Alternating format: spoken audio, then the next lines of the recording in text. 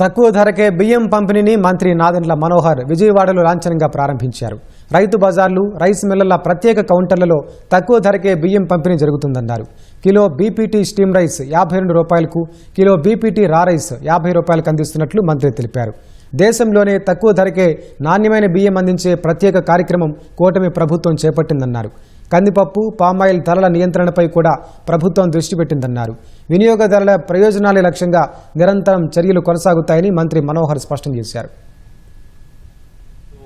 దాదాపు 10 రూపాయలు పెరిగినాయి మార్కెట్లో అనే సమాచారం అందిన తర్వాత క్షేత్రస్థాయిలో వాస్తవ పరిస్థితి గుర్తించి మా పౌర సరఫరాల శాఖ నుంచి ఆంధ్రప్రదేశ్ రైస్ మిల్లర్ అసోసియేషన్ తోటి చర్చించి రాష్ట్రంలో ఉన్న 150 రైతు బజార్లోనూ అదేవిధంగా 500 రైస్ మిల్ అవుట్లెట్లు, అంటే రైస్ మిల్ దగ్గర ఉన్న వీళ్ళకున్న షాపులు కానివ్వండి, బయట స్టాల్స్ కానివ్వండి ఏర్పాటు చేసి ఈ రోజు నుంచి గతంలో 64-65 రూపాయలు కిలో అమ్మే బీపీటీ స్టీమ్ రైస్ బియ్యం కేవలం 52 రూపాయలకే ఈరోజు కుటుంబానికి 10 కిలోలు ఇచ్చే విధంగా ఒక వెసులుబాటు ఈరోజు కల్పించాం.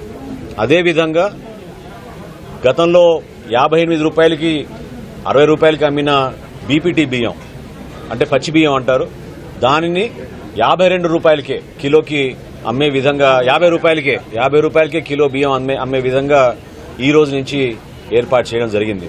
ఎక్కడ లేని విధంగా ఈరోజు ఎక్కడ చూసినా కూడా దేశంలో కనీసం 60-62 రూపాయలు పర్ కిలో అమ్ముతున్న సందర్భంలో మనం కేవలం 50 రూపాయలకే కిలో బియ్యం, నాణ్యమైన బియ్యం, సన్నటి బియ్యం, బీపీటీ అంటాం మనం, స్టీమ్ రైస్ చేసి దాన్ని మనం ప్రజలకు అందుబాటులో తీసుకురావడం చాలా గొప్ప సందర్భంగా నేను మనస్ఫూర్తిగా కోరుకుంటూ ప్రజలందరినీ కూడా సద్వినియోగం చేసుకోమని ఇవాళ రేపు గౌరవ శాసనసభ్యులు, పార్లమెంట్ సభ్యులు, అదేవిధంగా గౌరవ మంత్రివర్యులు అందరూ కూడా రాష్ట్ర వ్యాప్తంగా ఒక పండుగ వాతావరణంలో ఈ రైతు బజార్లోనూ రైస్ మిల్ అవుట్లెట్ల దగ్గర కూడా ఇది ప్రారంభించమని ఈ సందర్భంగా నేను కొనియాడుతున్నాను.